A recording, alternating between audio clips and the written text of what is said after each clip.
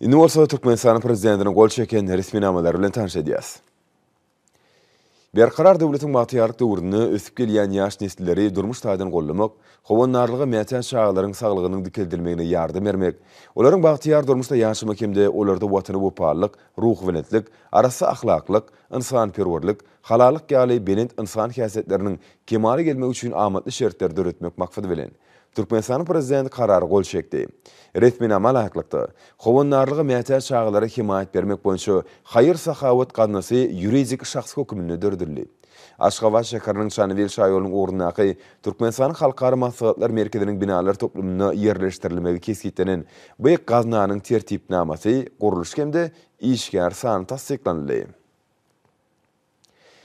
Berkarar döwletimiň batyarlyk döwründe ýurdumyň ykdysadytyny ilimiň gazananlaryny giňden ornaşdyrmak, şeýle-de Türkmenistanyň ýer üstüne gödegçilik edýän milli ulgamyny döretmek boýunça işleri utgoşdurmak maksady bilen Türkmenistanyň prezidenti karary gol çekdi.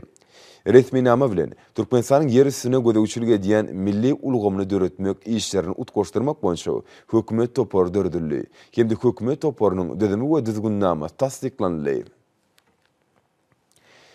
Gurbanguly Berdimuhammed wadynyň howanlarlyga mäten şagalary himayet bermek boýunça hayır sahawat gadnasynyň tertipnamasynyň 13-nji bölegine laýyklykda Türkmenistanyň prezidenti karary gol çekdi.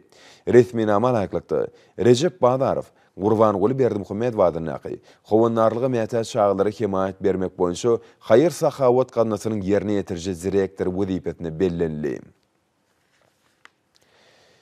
Türkmenistanyň Merkezi Bankyna Türkmenistanyň prezidentiniň 2021-nji ýylyň 29-njy martyndaky 2196 belgili howanlarlyga mäten şagalary himayet bermek boýunça hayır sahawat gadnasyny döretmek hakyndaky karary esasyny howanlarlyga mäten şagalary himayet bermek boýunça hayır sahawat gadnasynyň hasaplary açyldy.